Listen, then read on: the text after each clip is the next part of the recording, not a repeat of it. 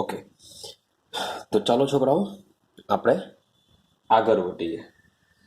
તો હવે આજે આપણે સમજવાના છે. તો પહેલા તમને કહી રાખું, આની આગળની થિયરી આપણે ભણીને આવ્યા હતા હાઇઝનબર્ગ અને ડ બ્રોગલીનો નિયમ. ક્લિયર છે? ડ બ્રોગલી અને હાઇઝનબર્ગનો અનિશ્ચિતતાનો સિદ્ધાંત સમજીને આવ્યા હતા. પરંતુ એમાં પણ થોડી શું રહી રહ્યું છે? ખામીઓ રહેલી હોય છે, એકબીજાથી વિરુદ્ધાભાસી છે. તો એને સોલ્વ કરવા માટે આપણે શાનો ઉપયોગ કરવો પડશે? ક્વોન્ટમ યંત્રશાસ્ત્રનો ઉપયોગ લેવો પડશે. તો આજે આપણે સમજવાના છે જે પરમાણુનો ક્વોન્ટમ યાંત્રિક નમૂના વિશે વાત કરવાના છે.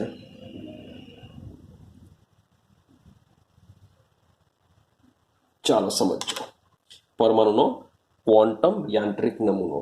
હવે આપણે અહીંયા બે જાતના શાસ્ત્રનો વાત કરીશું. પહેલી વાત કરીએ છે ચીર સંમત શાસ્ત્ર. આ જે ચીર સંમત યંત્રશાસ્ત્ર છે એ ચીર સંમત યંત્રશાસ્ત્રને કહેવામાં આવે છે ક્લાસિકલ કેમેસ્ટ્રી. ચાલો લઈ લઈએ આપણે ક્લાસિકલ કેમેસ્ટ્રી. એક તરફ હોય છે ક્વોન્ટમ યંત્ર શાસ્ત્ર, બીજી તરફ શું હોય છે? ક્વોન્ટમ યંત્ર શાસ્ત્ર હોય છે, જેને બી આપણે ઇંગ્લિશમાં ક્વોન્ટમ મિકેનિકલ મોડેલ તરીકે ઓળખીશું. હવે સમજવાનો પ્રયત્ન કરજો. હવે જે ચીર સંમત યંત્ર શાસ્ત્ર છે એ ચીર સંમત શાસ્ત્ર ભાઈ આધાર રાખે છે ન્યૂટનના ગતિના નિયમો. મીન્સ કે ન્યૂટનના ગતિના નિયમો શું કહે છે કે ભાઈ યાદ કરો, પથ્થર નીચે પડવું તો ભાઈ તમે ન્યૂટનના ગતિના નિયમોને પૂછશો તો પથ્થર શા માટે નીચે પડે છે કહી દેશે. ભાઈ ગ્રેવિટેશનલ ફોર્સ લાગે છે, ભાઈ કહી દેશે. ભાઈ ગ્રહો છે તો ગ્રહો કક્ષામાં ફરે છે. તો આ બધા જ ક્વેશ્ચનો તમે જો ન્યૂટનના ગતિના નિયમોને પૂછશો તો તમને આન્સર આપી દેશે. મીન્સ કે જેને આપણે કહીએ છીએ ક્લાસિકલ કેમેસ્ટ્રી કહીએ છીએ. રેડી છે?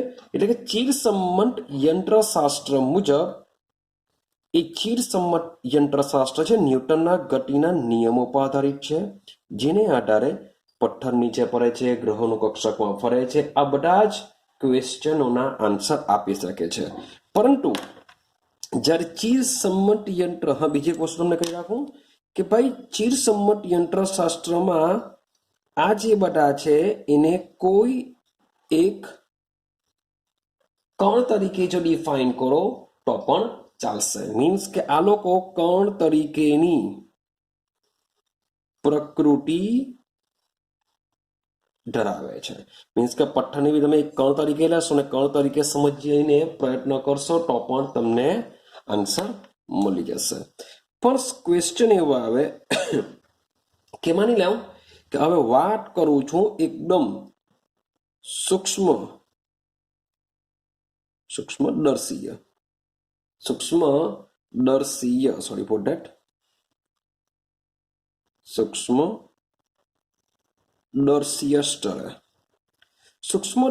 સ્તરે એટલે કે જે કદમાં નાના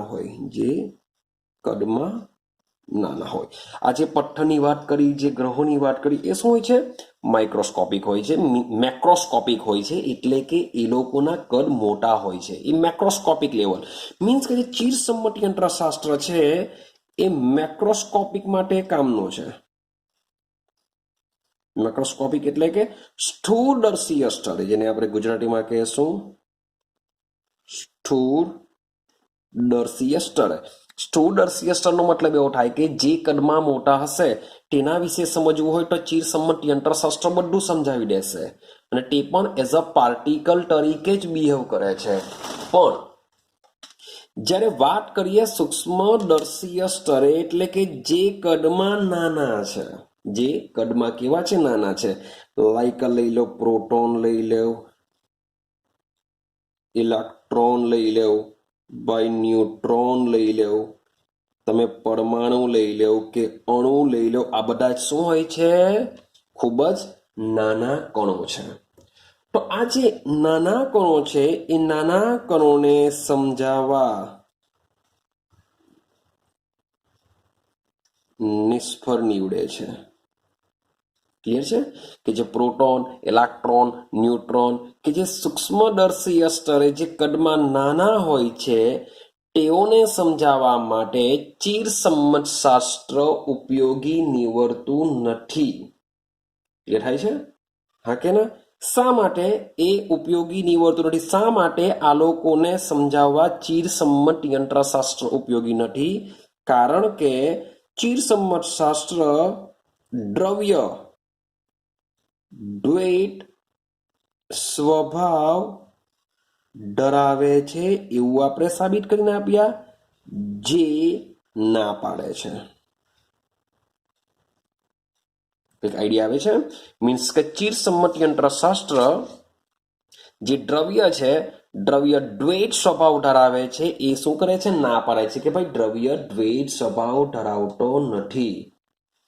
અને સાથે સાથે જે અનિશ્ચિત હાઇઝનબર્ગનો જે અનિશ્ચિતતાનો સિદ્ધાંત છે એ અનિશ્ચિતતાના સિદ્ધાંતને પણ શું કરે છે? ના પાડી દે છે કે ભાઈ આવું થતું નથી. ક્લિયર છે? તો સમજો. તો હવે આપણે ક્વોન્ટમ પર આવીએ કે વિજ્ઞાનની જે શાખા કે જેમાં દ્રવ્યની દ્વૈત વર્તણૂકનો અભ્યાસ કરે છે, દ્રવ્યની દ્વૈત વર્તણૂકનો અભ્યાસ કરે છે, જેને કહેવામાં આવે છે ક્વોન્ટમ યંત્રશાસ્ત્ર. ચાલો આટલું ક્લિયર થયું? મીન્સ કે આ મોટા કણો માટે જ કામ કરે છે. નાના કણો કે જે દ્વૈત સ્વભાવ ધરાવે છે તે ના પાડે છે, અનિશ્ચિતતાનો સિદ્ધાંતને પણ સમજાવવા ના પાડે છે. જ્યારે તેની સિવાય જે ક્વોન્ટમ યંત્રશાસ્ત્ર છે, ક્વોન્ટમ યંત્રશાસ્ત્ર શું કહે છે કે જે દ્રવ્યની દ્વૈત વર્તણૂકનો અભ્યાસ કરે છે એને સમજાવવાનો પ્રયત્ન કરે છે. ને આ જે સિદ્ધાંત છે એ સૂક્ષ્મ દર્શીય કણો માટે પણ લાગુ પડી શકાય છે. ને આ કણો શું હોય છે? દ્વૈત સ્વભાવ ધરાવતા હોય છે. દ્વૈત સ્વભાવનો મતલબ શું થાય? કે તેઓ તરંગ પ્રકૃતિ પણ ધરાવે છે, તેઓ કણ પ્રકૃતિ પણ ધરાવે છે. હવે કણ પ્રકૃતિ ઓલરેડી ચિરસમ્મત યંત્રશાસ્ત્ર સમજાવી શકે છે, પણ જે તરંગ પ્રકૃતિ છે એ ચિરસમ્મત શાસ્ત્ર સમજાવી શકતો નથી. રેડી? હવે સમજો. હવે માની લે કે તરંગ તો આમાં આવતું નથી, પણ કણ પ્રકૃતિ તો આવી ધરાવે છે. તો આ જે કણ પ્રકૃતિ છે કે જે આ પ્રોટોન, ન્યુટ્રોન, ઇલેક્ટ્રોનની માની લે કે કણ પ્રકૃતિ છે, તો એ કણ પ્રકૃતિના પ્રયોગો દ્વારા તમને જે પરિણામો ચિરસમ્મત યંત્રશાસ્ત્ર આપે છે, જે પરિણામો ચિરસમ્મત યંત્રશાસ્ત્ર આપે છે, તો જે પરિણામો કણ તરીકેની પ્રકૃતિના જે પરિણામો ચિરસમ્મત યંત્રશાસ્ત્ર આપે છે, ભાઈ તેવા જ પરિણામો તમને કોણ આપશે? ક્વોન્ટમ યંત્રશાસ્ત્ર પણ આપે છે. ક્લિયર થાય છે શું છે આ ક્વોન્ટમ યંત્રશાસ્ત્ર? ચાલો હવે આપણે અગાડી જઈએ. પણ એક વસ્તુ કહી રાખું કે જે આ તરંગ પ્રકૃતિ છે, તરંગ પ્રકૃતિ ચિરસમ્મત યંત્રશાસ્ત્ર ના પાડે છે. ચિરસમ્મત યંત્રશાસ્ત્રમાં તરંગ પ્રકૃતિ હોતી નથી એવું માનવામાં આવે છે, જ્યારે ક્વોન્ટમ યંત્રશાસ્ત્રમાં તરંગ પ્રકૃતિ પણ ધરાવે છે, સાથે સાથે કણ પ્રકૃતિ પણ ધરાવે છે. ક્લિયર છે? ચાલો હવે આપણે આગળ જઈએ. સમજો. આઈ હોપ સો કે થોડુંક આટલું આઈડિયા આવી ગઈ હોય તમને. હવે આગળ સમજીએ કે આજે હવે આપણે ટોટલી વાત આપણે ચિરસમ્મત યંત્રશાસ્ત્ર પર નથી કરવાના, આપણે વાત કરવાના છે ક્વોન્ટમ યંત્રશાસ્ત્ર પર. તો વાત કરીએ ક્વોન્ટમ યંત્રશાસ્ત્ર. હવે આ જે ક્વોન્ટમ યંત્રશાસ્ત્ર છે એ ક્વોન્ટમ યંત્રશાસ્ત્ર આવ્યું હતું ઈસવીસન 1926, ઈસવીસન 1926માં આવ્યું હતું, ને જે બે વૈજ્ઞાનિકો લાવ્યા હતા ઇન્ડિવિજ્યુઅલ. એક છે વર્નર હાઇઝનબર્ગ હતા અને બીજો વૈજ્ઞાનિક હતો શ્રોડિંજર.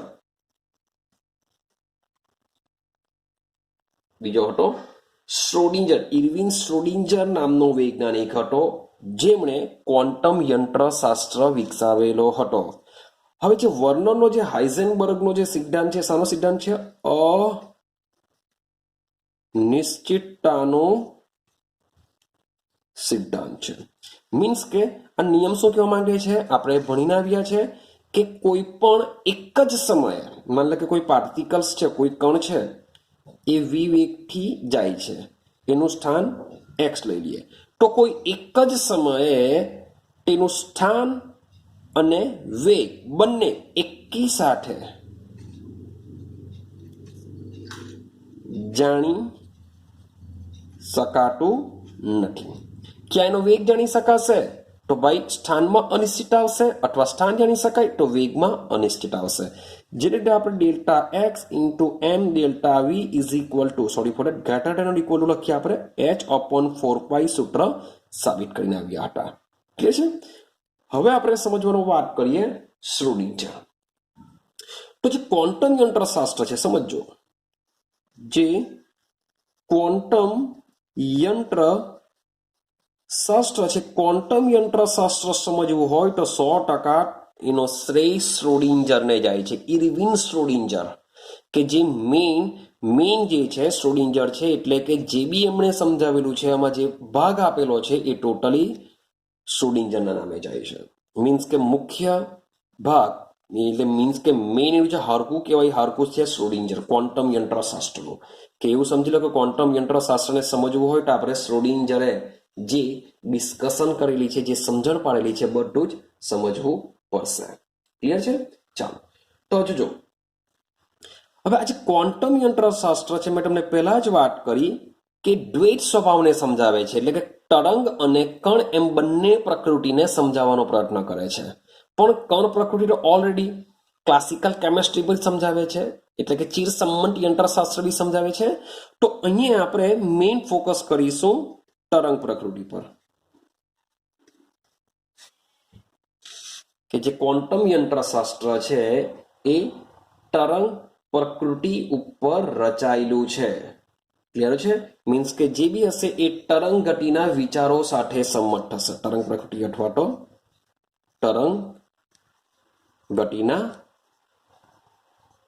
વિચારો સાથે એ સંકળાયેલું છે. ચાલો હવે આજે ક્વોન્ટમ યંત્રશાસ્ત્ર છે એ ક્વોન્ટમ યંત્રશાસ્ત્રનું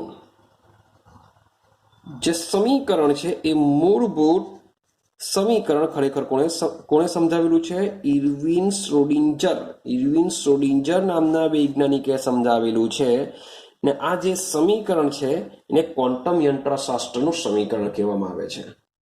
ક્લિયર છે? એને ક્વોન્ટમ યંત્રશાસ્ત્રનું સમીકરણ છે. એ સમીકરણ આપણે શ્રોડિંજર સમીકરણથી ઓળખીશું. શ્રોડિંજરે આ જે સમીકરણ આપેલું છે એના માટે એમને નોબેલ પારિતોષિક પણ એનાયત કરવામાં આવ્યું હતું. ક્લિયર છે? ચાલો આગળ જઈએ, સમજો. હવે આપણે વાત કરીએ ધ બ્રોગલી, કારણ કે ધ બ્રોગલીએ જે સમીકરણ આપેલું છે એને આપણે પહેલા સમજવાનો પ્રયત્ન કરીએ. સમજો બરાબર. વાત કરીશું ધ બ્રોગલીની. તો બ્રોગલી એવું કહેવા માંગે છે કે કોઈ પણ જે કણ હોય છે, માન લો કે આ કણ છે, એ કણ વિવેગથી ચાલો ઓકે. તો માન લો કે મારી પાસે ધ બ્રોગલીની વાત કરું, ધ બ્રોગલી છે, એને શું કીધું કે કોઈ પણ કણ છે એ કણ વિવેગથી ગતિ કરે છે. તો જ્યારે વિવેગથી ગતિ કરે છે તો આ કણ સાથે શું હોય છે? એનું તરંગ પણ હોય છે. કોઈ પણ કણ સાથે શું સંકળાયેલું હોય છે? એનું તરંગ પણ હોય છે, કારણ કે આપણે પહેલા જ વાત કરી કે દ્રવ્ય દ્વૈત સ્વભાવ ધરાવે છે, કણ અને તરંગ આપણે તરંગ પર આધારિત રાખીએ છીએ. તો કોઈ પણ પાર્ટિકલ્સ જ્યારે વિવેગથી ગતિ કરતું હોય ત્યારે એ પાર્ટિકલ સાથે શું સંકળાયેલું હોય છે? તરંગ સંકળાયેલું હોય છે. ને આ જે તરંગ છે એ તરંગની તરંગ લંબાઈની વાત કરીએ તો તરંગ લંબાઈને આપણે કહીશું લેમડા. તો લેમડા બરાબર શું થાય? h/p. ને p ની જગ્યાએ શું લખી શકીએ? h/mb લખી શકાય, જેને ડ બ્રોગલીનું શું કહેવામાં આવે છે? સમીકરણ કહેવામાં આવે છે. ક્લિયર થાય છે? તો ડ બ્રોગલી મીન્સ કે આ જે સમીકરણ છે એ સમીકરણને ક્વોન્ટમ યંત્રશાસ્ત્ર એટલે કે ભાઈ માની લો કે શ્રોડિંજર સમીકરણ દ્વારા જ્યારે સમજવાનો પ્રયત્ન કર્યો ત્યારે આ જે સમીકરણ છે એકદમ જ સાચું હતું. મીન્સ કે જ્યારે પ્રયોગો કરવામાં આવ્યા, શ્રોડિંજર દ્વારા જે પ્રયોગો કરવામાં આવ્યા ને એ પ્રયોગો દ્વારા આ જે સમીકરણ છે એ સમીકરણ કેવું જાણવા મળ્યું હતું? એકદમ જ સાચું જાણવા મળ્યું હતું. પરંતુ તેમાં કેટલોક સુધારો કરવામાં આવ્યો. એ કોના દ્વારા થયો? શ્રોડિંજર દ્વારા થયો. કારણ કે શ્રોડિંજરે પ્રયોગો કર્યા અને પ્રયોગોને આધારે આ સમીકરણ સાચું જ હતું કે કોઈ પણ જે પાર્ટિકલ્સ હોય છે એ પાર્ટિકલ્સ વિવેગથી ગતિ કરે છે. ને એમ બી ડ બ્રોગલીએ કીધેલું છે, ડ બ્રોગલીનું સમીકરણ હંમેશા એકદમ નાના કણો કે જે ગતિમાં હોય છે તેના માટે જ કામ કરે છે, કે જે પાર્ટિકલ્સ જે કણ ગતિમાં હોય છે એની સાથે શું સંકળાયેલું હોય છે? તરંગ સંકળાયેલું હોય છે. ક્લિયર છે? પણ શ્રોડિંજરે પ્રયોગો દ્વારા સાબિત કર્યું કે માની લો કે આ જે કણ છે એ વિવેગથી જાય છે, તો તેની સાથે સંકળાયેલું આ જે તરંગ છે એ તરંગનો વેગ v/2 હોય છે. યાદ રાખજો આ કે કોઈ પાર્ટિકલ્સ છે વિવેગથી ગતિ કરે છે તો એની સાથે સંકળાયેલું જે તરંગ હોય છે એ તરંગનો વેગ કેટલો હોય છે? v/2 હોય છે. આ ભાઈ પ્રયોગો દ્વારા સાબિત થયું છે. જો આવું જો થાય તો આ જો વિવેગ મીન્સ કે એના કરતા અડધો વેગ તરંગનો છે. જો આવું જો થાય તો ભાઈ એક સમય એવો આવી શકે કે જે કણ છે એ કણ આગળ ને આગળ વધતું જ રહેશે અને તરંગ એકદમ જ પાછળ રહી જાય. પણ આવું બનતું નથી. આવું બનતું નથી. ક્લિયર છે? તો આ ઉપરથી શ્રોડિંજરે શું કરેલું છે કે જે ઉપરનું જે સમીકરણ છે એ સમીકરણમાં શું કર્યો? સુધારો કર્યો. શ્રોડિંજરે ઉપરના સમીકરણમાં સુધારો કર્યો અને સુધારો કરીને એમણે એક વિધેય આપ્યો ને જેને કહેવામાં આવે છે તરંગ વિધેય. એ તરંગ વિધેયને ગ્રીક સંજ્ઞા પરથી દર્શાવવામાં આવે છે સાઈ વડે. આને આપણે કહેશું સાઈ. જે તરંગ વિધેય છે, આ જે તરંગ છે એની સાથે સંકળાયેલું જે વિધેય છે એ તરંગ વિધેયને શું કહેશું? આપણે સાઈ કહેશું. આટલું ક્લિયર થાય છે? ચાલો હવે આગળ સમજજો. હવે જે શ્રોડિંજરનું જે સમીકરણ છે, શ્રોડિંજરનું સમીકરણ એકચ્યુઅલી આ જે શ્રોડિંજરનું સમીકરણ છે તમે BSc લેવલ પર સમજશો કે એનું સમીકરણ શું છે. તે છતાં બી આપણે સમજવાનો પ્રયત્ન કરીએ. Del square psi upon dx square plus del square psi upon dy square plus del square psi plus dz square plus 8 square m upon h square e minus v psi is equal to 0. આ જે સમીકરણ છે એ સમીકરણને કહેવામાં આવે છે Schrodinger સમીકરણ. પણ આ સમીકરણ ક્યાંથી આવે છે, કેવી રીતના આવે છે, તો એ બધું તમારે હાલમાં ભણવાનું નથી. ક્લિયર થાય છે? તો આ જે સમીકરણ છે ખૂબ જ કોમ્પ્લિકેટેડ છે, ખૂબ જ વિચિત્ર છે એવું સમજો. ખૂબ જ કોમ્પ્લેક્સ સમીકરણ છે એવું તમે કહી શકો, પણ જેનો આપણે અભ્યાસ હમણાં કરવાનું નથી. રેડી છે? ચાલો તો હવે આપણે વાત કરીશું શ્રોડિંજર સમીકરણમાં કે શ્રોડિંજર સમીકરણ જે છે એ પરમાણુ અથવા તો અણુની વાત કરીએ તો પરમાણુ અથવા અણુ જેવી જે પ્રણાલી છે એ પરમાણુ અથવા અણુ જેવી પ્રણાલી માટે આપણે શ્રોડિંજરનું જે સમીકરણ છે એ સમીકરણ યાદ રાખીશું. h psi is equal to e psi. આટલું યાદ રાખીશું. જ્યાં જે h છે જે એચ છે એને હેમિલ્ટોનિયન કારક કહેવામાં આવે છે. હેમિલ્ટોનિયન કારક કહેશું.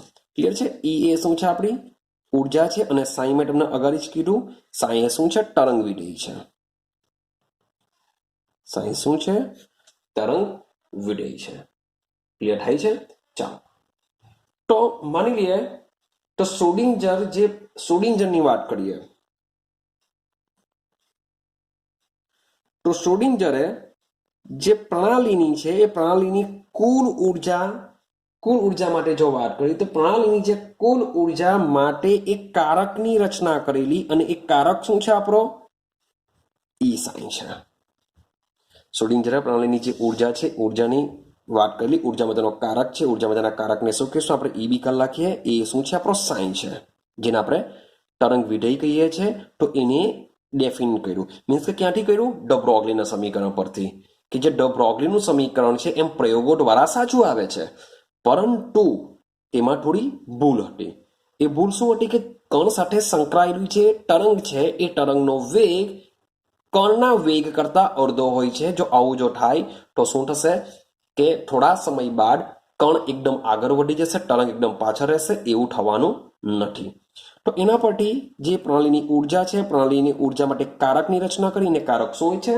સાઈ હોય છે. તો પ્રણાલીની ઉર્જામાં શું શું આવી શકે? તો પ્રણાલીની કુલ ઉર્જામાં સમજો કે ભાઈ જે ઇલેક્ટ્રોન ગતિ કરે છે, ભાઈ ન્યુટ્રોન બી ગતિ કરે અને પ્રોટોન બી ગતિ કરતા હોય છે. થોડી ઓછી ગતિ કરતા હોય છે, પણ ગતિ કરતા હોય છે. સાથે સાથે ભાઈ કેન્દ્ર અને ઇલેક્ટ્રોન શું કરે છે? એકબીજાને આકર્ષણ કરે છે. સેમ કેન્દ્રમાં રહેલા પ્રોટોન એકબીજાને અપાકર્ષણ કરે, અને સાથે ઇલેક્ટ્રોન વચ્ચે બી શું થાય? અપાકર્ષણ થાય છે.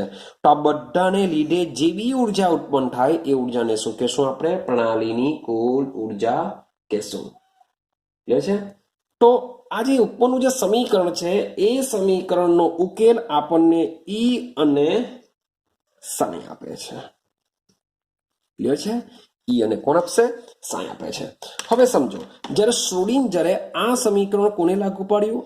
હાઇડ્રોજન પરમાણુને લાગુ પાડ્યું. જે શ્રોડિંજરનું જે સમીકરણ છે, ચાલો આપણે જરાક બીજા પેજ લઈ લઈએ. ચાલો, તો હવે આપણે સમજીએ કે શ્રોડિંજરનું જે તરંગ સમીકરણ છે હાઇડ્રોજન પરમાણુ માટે કેવી રીતના કામ કરે છે. માટે લખીશું હાઇડ્રોજન પરમાણુ માટે શ્રોડિંજર તરંગ સમીકરણ, ખાલી સમીકરણ. ચાલો તો હાઇડ્રોજન પરમાણુ માટે શું કામ કરશે? સૌથી પહેલા કે શ્રોડિંજરે હાઇડ્રોજન પરમાણુનો ઉકેલ લાવવા માટે, કે ભાઈ ઇલેક્ટ્રોન ક્યાં આવેલો છે, કેટલી ઉર્જા ધરાવશે, કક્ષકની ઉર્જા કેટલી હશે, શું ઇલેક્ટ્રોન કક્ષકમાં કયા જગ્યા રહેશે, એ બધી જ વાત શ્રોડિંજર તરંગ સમીકરણ પરથી ખબર પડી. કે શ્રોડિંજર સમીકરણ જ્યારે હાઇડ્રોજન પરમાણુ માટેના ઉપયોગમાં લીધું હતું, ત્યારે હાઇડ્રોજન પરમાણુ માટે જ્યારે ઉપયોગમાં લીધેલું હતું ત્યારે હાઇડ્રોજન પરમાણુમાં શક્ય ઉર્જા સ્તરો કે આ ઉર્જા સ્તરમાં કોણ ધરાવે છે? ઇલેક્ટ્રોન આવેલા હોય છે. કે હાઇડ્રોજન પરમાણુ માટે જ્યારે ઉપયોગમાં લીધેલું હતું ત્યારે હાઇડ્રોજન પરમાણુની અંદર કેટલા શક્ય ઉર્જા સ્તરો હોય છે? ઉર્જા સ્તરોનો મતલબ શું થાય? ભાઈ કક્ષા, વાસાની ચાલે છે કક્ષાની. તો શક્ય ઉર્જા સ્તરો કે શક્ય કેટલી કક્ષાઓ છે, અને એ કક્ષાઓ કે જે ઇલેક્ટ્રોન ધરાવી શકે છે, તો આ ઇલેક્ટ્રોન સાથે પણ કયા ઉર્જા સ્તરો આવશે? તે બધા ઉકેલ જે છે એ ઉકેલ તરંગ વિધેય સાઈ દ્વારા નક્કી થયું હતું. કઈ ખબર પડે છે? મીન્સ કે જે બી છે એ તરંગ વિધેય સાઈ છે. શ્રોડિંજર દ્વારા નક્કી થયેલું તરંગ વિધેય સાઈ છે. આ તરંગ વિધેય દ્વારા જ હાઇડ્રોજન પરમાણુની અંદર, એટલે કે માની લો કે મારી પાસે આ કેન્દ્ર છે, મારી પાસે શું છે? કેન્દ્ર છે. આ કેન્દ્રની આજુબાજુ શું આવેલું હોય છે? શક્ય આપણે એને કક્ષા કહીએ છીએ. તો આ કક્ષા કેટલા અંતર આવેલી છે, ક્યાં આવેલી છે? આ એને કહેવામાં આવશે ઉર્જા સ્તર, એટલે કે આપણી આ કક્ષા. તો તરંગ વિધેય દ્વારા કેન્દ્રની આજુબાજુ આ જે ઉર્જા સ્તર છે એ ક્યાં આવેલા છે, અને સાથે સાથે એમાં ઇલેક્ટ્રોન કેટલા આવેલા છે, ક્યાં આવેલા છે, જે શબ્દ છે. પહેલા તો જે વાત કરું છું ઉર્જા સ્તરની, ઉર્જા કેટલી હોય છે, ત્યાર પછી વાત કરું ઉર્જા સ્તરની કદ કેટલું હશે. ઉર્જા સ્તરમાં આપણે જોશું આકાર કયો હશે, ભાઈ કેટલા ઇલેક્ટ્રોન આવેલા હોઈ શકે. તો આ બધી જ ઇન્ફોર્મેશન તરંગ વિધેય સાઈ દ્વારા થશે. આ તરંગ વિધેય સાઈ કેવી રીતના મળશે? તો જે શ્રોડિંજરનું જે તરંગ સમીકરણ છે, શ્રોડિંજરના તરંગ સમીકરણનો ઉપયોગ કરીને આપણે સાઈ મેળવી શકીએ ને, એ સાઈ દ્વારા ઉર્જા સ્તરની ઉર્જા કેટલી હશે, ક્યાં આવેલી હશે, એનો કદ, એનો આકાર, એનો ઇલેક્ટ્રોન કેટલા આવી શકે, એ બધી જ વસ્તુ તરંગ વિધેય સાઈ દ્વારા નક્કી થશે. પણ આ જે તરંગ વિધેય જે સાઈ છે, એ તરંગ વિધેય સાઈ એક ચોક્કસ ક્વોન્ટમ આંક ધરાવે છે. શું કરશે? તરંગ વિધેય જેમને અનુરૂપ ચોક્કસ ક્વોન્ટમ આંક હોય ને, ચોક્કસ ક્વોન્ટમ આંક 3 પ્રકારના હોય છે. એક હોય છે મુખ્ય ક્વોન્ટમ આંક હોય છે. એક શું હોય છે? મુખ્ય ક્વોન્ટમ આંક હોય છે. એક હોય છે ગૌણ ક્વોન્ટમ, સોરી ફોર ધેટ, એક હોય છે ગૌણ ક્વોન્ટમ આંક, અને જે ત્રીજો છે ચુંબકીય ક્વોન્ટમ આંક.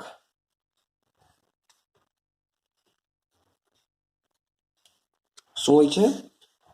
કે જે આ શક્ય ઉર્જા સ્તરો છે એ ક્યાં આવેલા છે, એની ઉર્જા કેટલી છે, એમાં કેટલા ઇલેક્ટ્રોન આવેલા હોય છે, બધું તરંગ વિધેય સાઈ દ્વારા નક્કી થાય છે.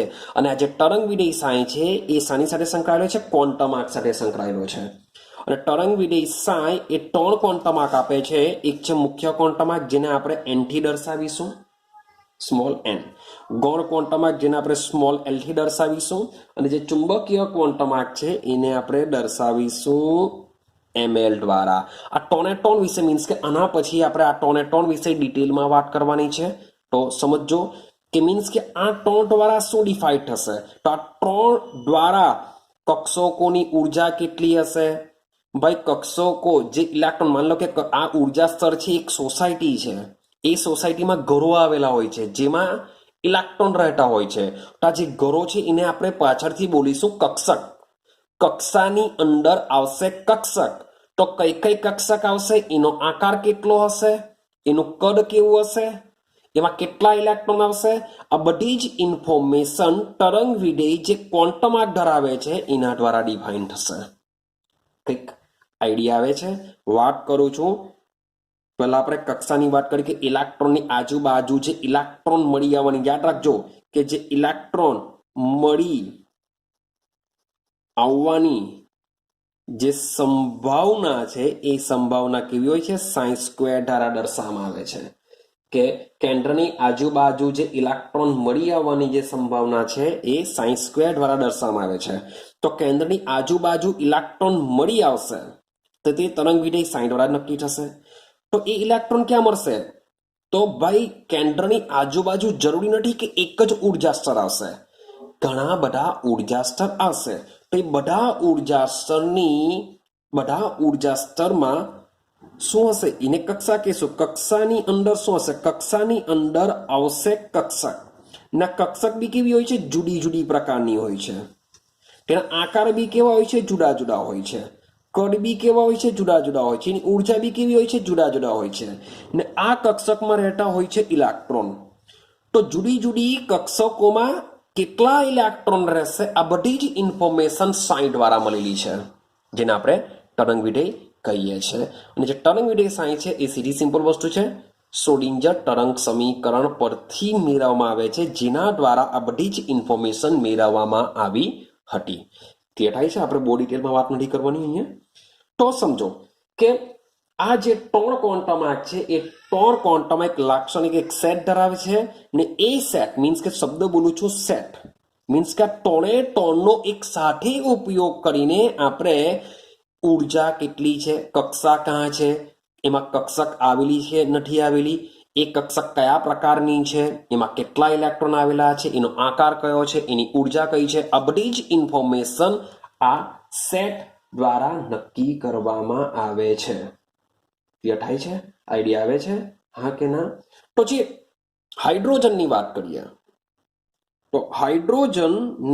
કરીએ હાઇડ્રોજનની વાત અથવા તો હાઇડ્રોજન જેવા આયનો જેમ કે He+ લઈ લો, Li+2 લઈ લો, Be+3 લઈ લો, તો આ જે હાઇડ્રોજન અથવા તો તેના જેવી જે સ્પીસીસ કે જે એક ઇલેક્ટ્રોન ધરાવે છે આ બધી જ સ્પીસીસ માટે શ્રોડિંજરનું જે તરંગ સમીકરણ છે, શ્રોડિંજરનું જે સમીકરણ છે એ કામ કરે છે. એ શું કરે છે? કામ કરે છે. ક્લિયર છે? એટલે કે જે પણ સ્પીસીસ એક જ ઇલેક્ટ્રોન ધરાવતા હોય છે એના માટે શ્રોડિંજરનું તરંગ સમીકરણ કામ કરતું હોય છે અને તેમના તરંગ વિધેયોને આપણે કહેશું પરમાણવીય કક્ષક કહેશે. એટલે કે તરંગ વિધેયો મીન્સ કે જે મુખ્ય ક્વોન્ટમ આંક આપશે, ગૌણ ક્વોન્ટમ આંક આપશે, ચુંબકીય ક્વોન્ટમ આંક આપશે, એ જે બી જુદી જુદી કક્ષકો આપશે એને શું કહેશું? આપણે પરમાણવીય કક્ષકો કહેશું. આટલો આઈડિયા આવે છે? હા કે ના? ચાલો, તો જે શ્રોડિંજરનું જે તરંગ સમીકરણ છે, શબ્દ બોલું છું, એક મિનિટ, ચાલો સમજો કે જે શ્રોડિંજરનું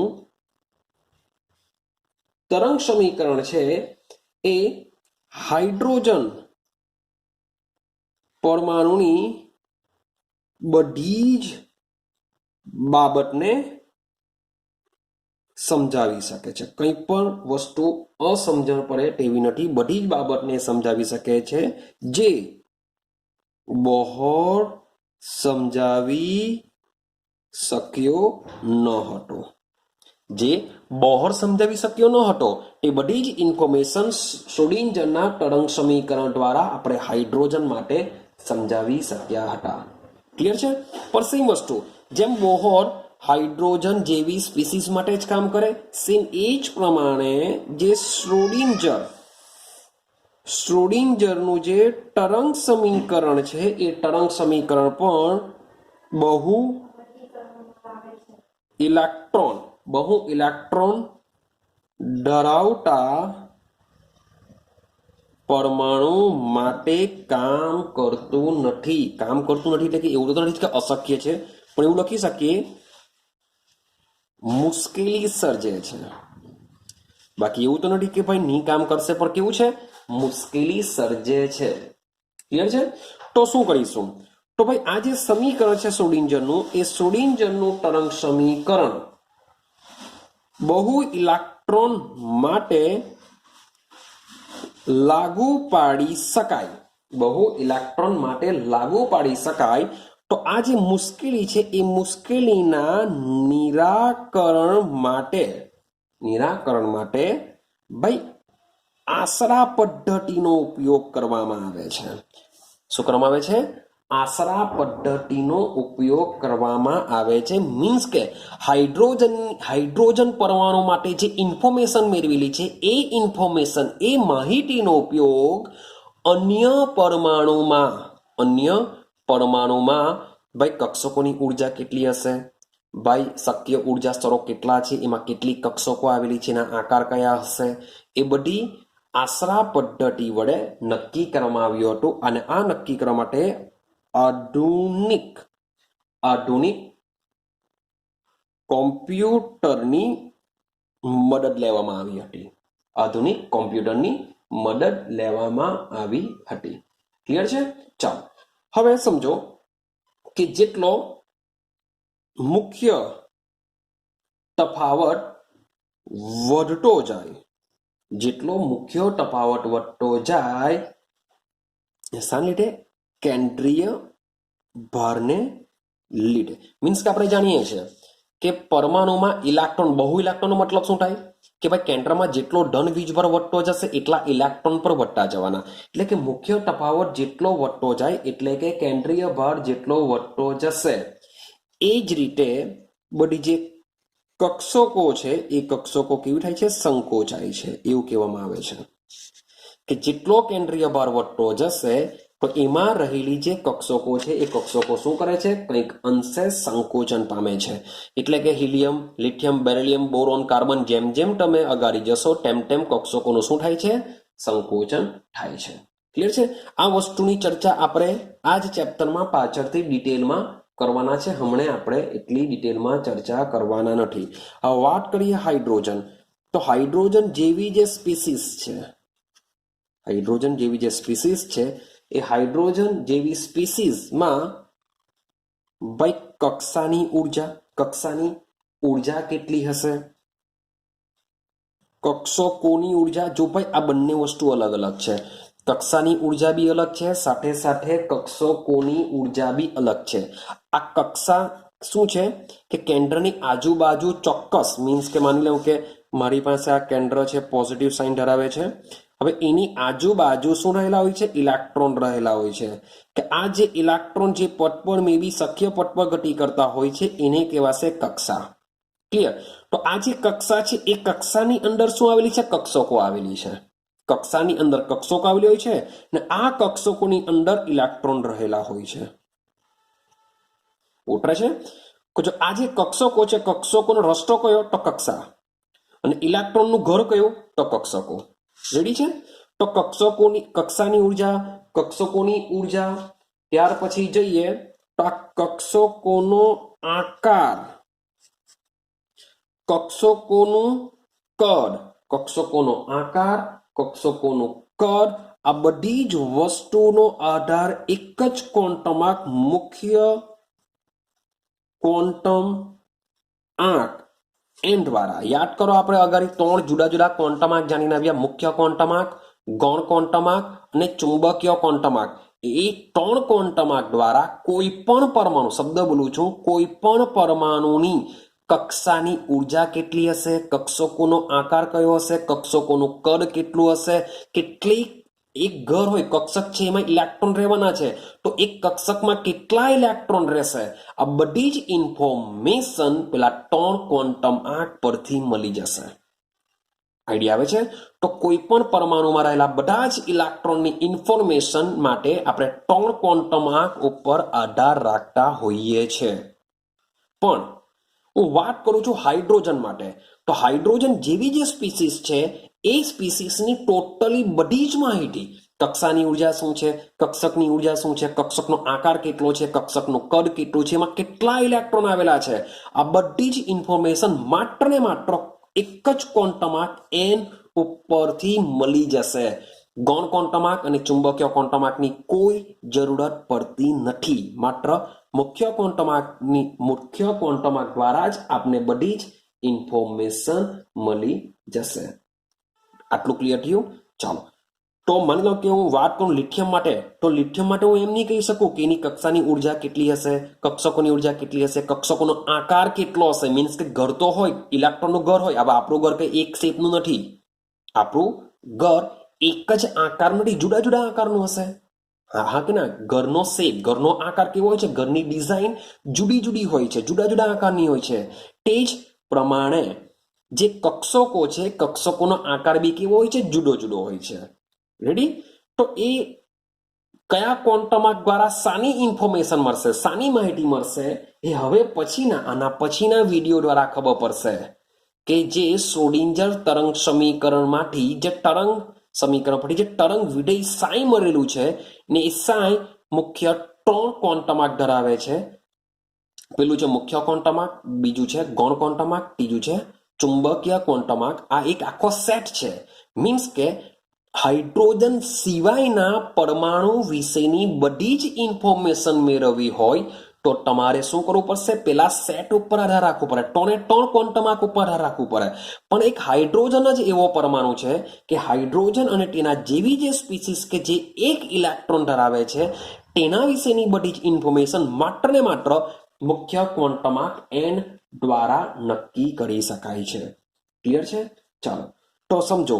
હવે વાત કરું છું કક્ષકો. કક્ષાની અંદર શું આવેલું હોય છે? કક્ષકો. તો આ કક્ષકોની તમારે ઉર્જા જાણવી હોય, કક્ષકોની ઉર્જા, તો કક્ષકોની ઉર્જા જાણવા માટે તમારે મુખ્ય ક્વોન્ટમ આંક n અને સાથે સાથે ગૌણ ક્વોન્ટમ આંક l, મીન્સ કે યાદ રાખજો આપણે પાછળથી ઓલરેડી ભણવાના જ છે. તો જે કક્ષકોની ઉર્જા છે એ કક્ષકોની ઉર્જા જાણવા માટે તમારે n અને l આ બંને ક્વોન્ટમ આંક ઉપર આધાર રાખવો પડતો હોય છે. મજાનું છે, ઘણા બધા એમસીક્યુ, ઘણા બધા ક્વેશ્ચન આમાંથી નીકળશે. n અને l જે ક્વોન્ટમ આંકની વાત કરું છું એ ક્વોન્ટમ આંક પરથી ઘણું બધું શીખવા મળશે તમને. ક્લિયર છે? બહુ ઇન્ટરેસ્ટિંગ ટોપિક ચાલુ થશે હવે ક્વોન્ટમ આંક વિશે.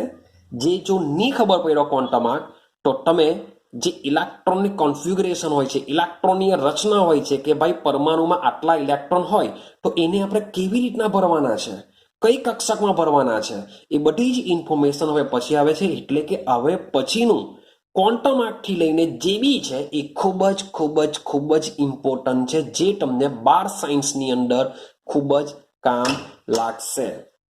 ક્લિયર છે? તો હવે જે પછીના વિડીયો છે બરાબર સમજવાનો પ્રયત્ન કરજો. ખૂબ જ ઇમ્પોર્ટન્ટ છે, કારણ કે જો તમને ઇલેક્ટ્રોનની રચના કે પરમાણુમાં જેટલા ઇલેક્ટ્રોન આવેલા છે એ ઇલેક્ટ્રોનને કેવી રીતના ભરવાના છે એ જો નહીં ખબર હશે તો નહીં ચાલે. પણ તમે એટલું યાદ હશે, તમે 9માં કે 2, 8, 18, 32 આવો એક આંકડો યાદ કરીને આવ્યા હશે. 2, 8, 18, 32 એટલે કે જે ઇલેક્ટ્રોનની રચના ભરવામાં કામ લાગતું હોય છે કે ભાઈ પહેલી કક્ષા 2 ભરીએ, ત્યાર પછી 8 ભરીએ, પછી 18 ભરીએ, પછી 32 ભરીએ, આવો કંઈ આંકડો તમે 9મા ધોરણમાં ભણીને આવ્યા હશો. તો આંકડો ક્યાંથી આવ્યો છે, કેવી રીતના આવ્યો છે, એની ઇન્ફોર્મેશન પણ તમને હવે પછીના પોઈન્ટમાં સમજવા મળશે. ક્લિયર છે? તો મીન્સ કે જે શ્રોડિંજરનું જે તરંગ સમીકરણ છે ક્વોન્ટમ યંત્રશાસ્ત્ર પર આધારિત છે, એના દ્વારા આપને પરમાણુ વિશેની બધી જ ઇન્ફોર્મેશન મળી જતી હોય છે. મીન્સ કે આ બેસ્ટ છે. હવે તમારે કંઈક જોવાનું રહેતું નથી. તો હવે આપણે સમજવાનો પ્રયત્ન કરીશું શ્રોડિંજર તરંગ સમીકરણ દ્વારા જે 3 ક્વોન્ટમ આંક વિશેની વાત કરી છે એ 3 ક્વોન્ટમ આંક વિશે ડિટેલમાં ભણવાનો પ્રયત્ન કરીશું. તો નેક્સ્ટ વિડીયોમાં મળીશું આ ક્વોન્ટમ આંક સાથે. એમ તો ટોટલ 4 ક્વોન્ટમ આંક છે, પણ ચોથા ક્વોન્ટમ આંકની વાત આપણે પછી કરીશું. એ મીન્સ કે શ્રોડિંજર તરંગ સમીકરણ દ્વારા નથી થઈ, એ બીજા દ્વારા થયેલી છે. તો આપણે શ્રોડિંજર તરંગ સમીકરણ દ્વારા 3 ક્વોન્ટમ આંકની શોધ થઈ છે, એ 3 વિશે સમજીશું. પછી ચોથો કેવી રીતના આવ્યો એની વાત આપણે પછીથી કરીશું. તો બસ આજના વિડીયો માટે આટલી વાત કરીએ. નેક્સ્ટ વિડીયો મજાનો વિડીયો બનશે, ખૂબ જ ઇમ્પોર્ટન્ટ વિડીયો બનશે. કોઈ બી હિસાબે તમારે એને સમજવાનું છે. તો મળીશું આપણે મજાના વિડીયો સાથે. કાલે મળીશું.